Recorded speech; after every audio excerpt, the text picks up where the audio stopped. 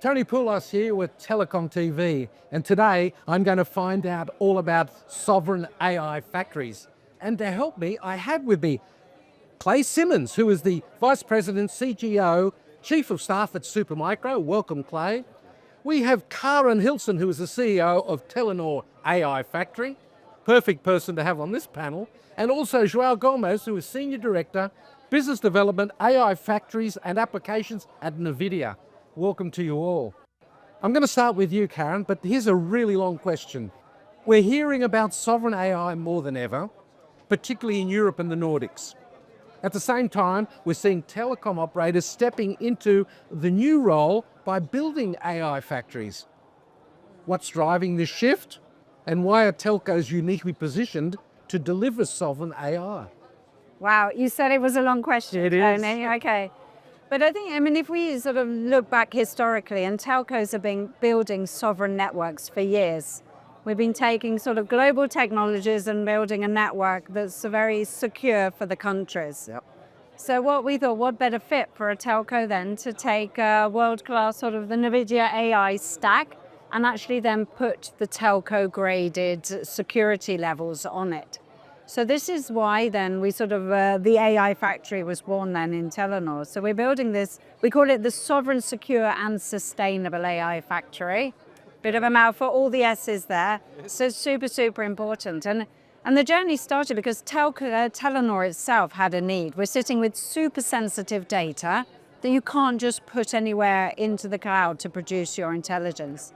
So back to, I love the quote your CEO has, every country has to own the production of its own intelligence. And intelligence is becoming a critical resource, just as an infrastructure is.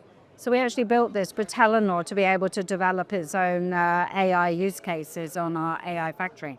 Well, you threw a hospital pass to Joao, so it might be good for him to respond to that, I think. Yeah, I think AI, sovereign AI is about the importance of AI at the end of the day. I think in the past several years, you have seen AI become part of our life, everything we do and how we do it. And more, that is an essential technology, and essential technology needs essential infrastructure.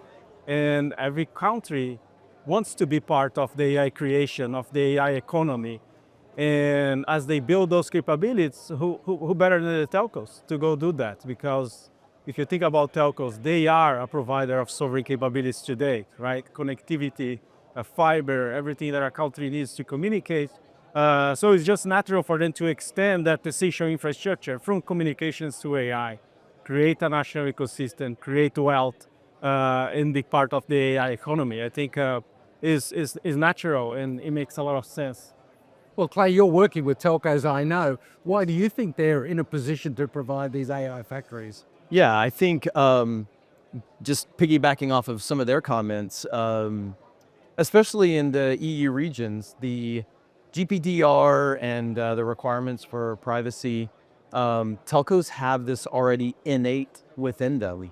So for a new entrant, into the market to develop an AI factory, they don't have this. They don't understand the SLAs and the security requirements that the telco already has, within their ideological processes and their overall business operations. And so I think also too with the interdependencies of other foreign countries, and of course there's so many countries here, even within the EU, that the sovereign AI is, having telco drive the sovereign AI is a really good approach.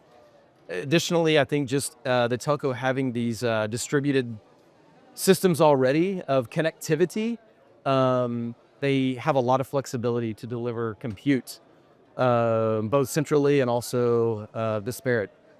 Well, of course, it's one thing to define a strategy, it's another to build it. Telenor launched a state-of-the-art AI factory in Norway. What did it take to turn this vision into reality? And what were the biggest business and technical challenges along the way? Kaaren, you'll be the best to answer that first. And there has been challenges. I always say to my team, if we have a day without challenges or problems, then we have a problem. But it started off, Joao, I always remember you said you have to just believe. And it was like, yeah, but how do we believe? What do we do? But it is starting with a belief. We started small.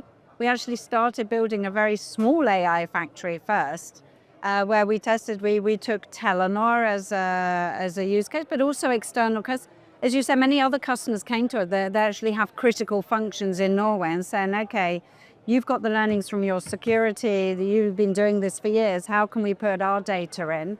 So we started off with a handful of customers on a small AI factory.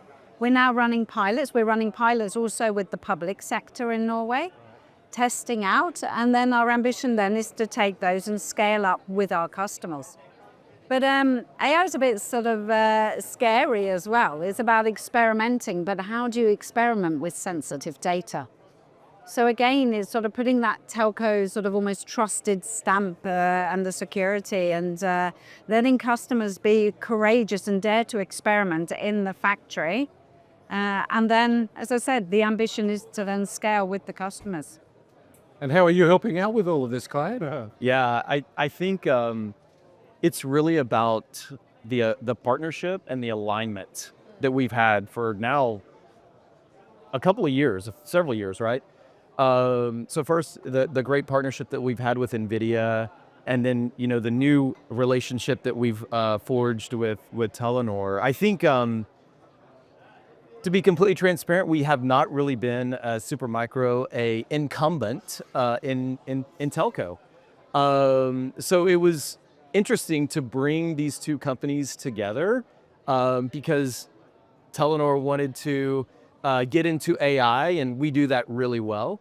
So it was kind of departing maybe from the more traditional telco ideologies and focus. I think I got to give a lot of credit to Telenor and to Kaaren for thinking beyond, and seeing the bigger picture of what could be, the future for telco.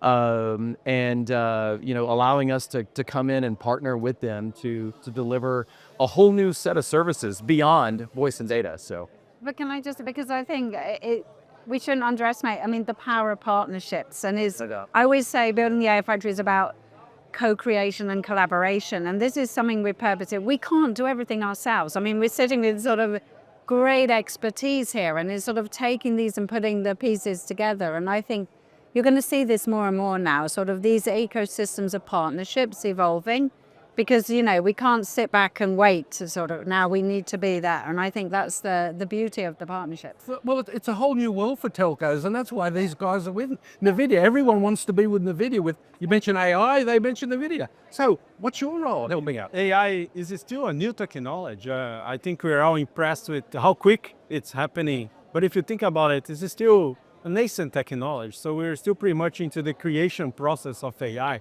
So we're all learning and exploring all the possibilities. And I think that is a challenge, but it's actually an opportunity, because especially on the sovereign space, right? The role is, how do we enable this local ecosystem? How do we help the country become part of the AI creation process?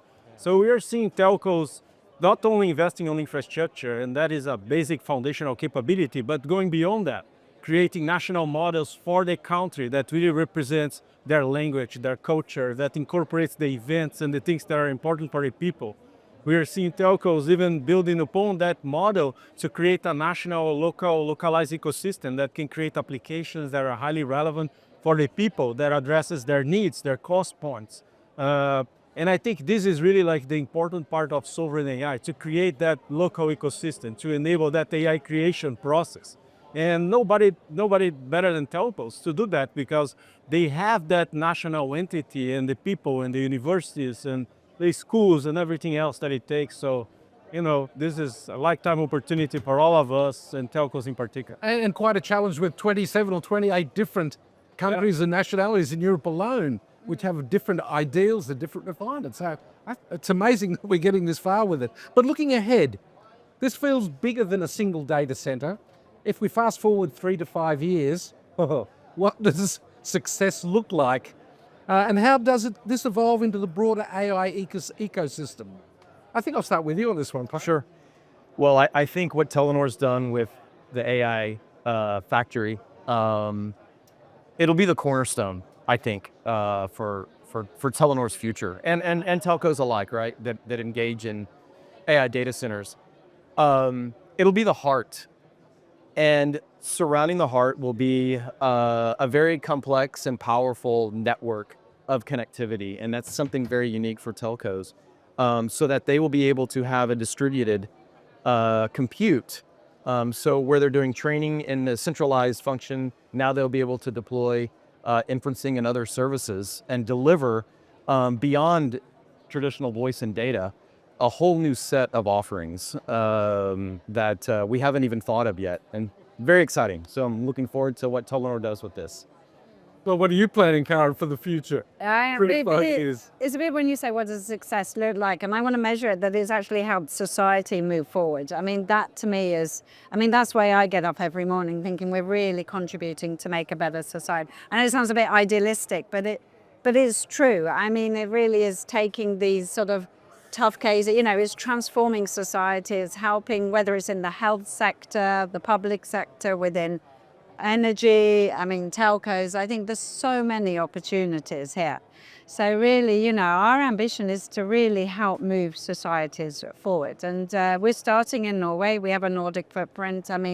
There's so many, as you say, the learnings we take, the sharings to, it's, can we say make the world a better place? I don't know, but it's sort of thing. But as I said, we can't forget sustainability either. That element is so important here. Well, I'm pretty sure Joao has a pretty good idea of what's going to happen in 3 to 5 years. And just getting excited. I always get when I hear Kaaren talking. But I think about use case, and I think everything that AI can do for the citizens, for the people of the country. Like you think about healthcare, and imagine AI assistants helping people get the healthcare that they need, calling them and advising them and helping them go through the systems. Or education, right? The role of AI in education is just scratching the surface. And all of these are areas that are natural for telcos, right? Like building the infrastructure, building the models, building the application, enabling the people to use it through mobile phones, right? In many countries, is mobile phone centric countries, and people access that AI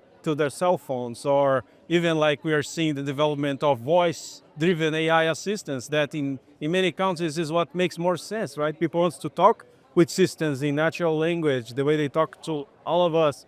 And I think, the future is bright, and they're seeing all these opportunities, and telcos are at the forefront of it to make it happen.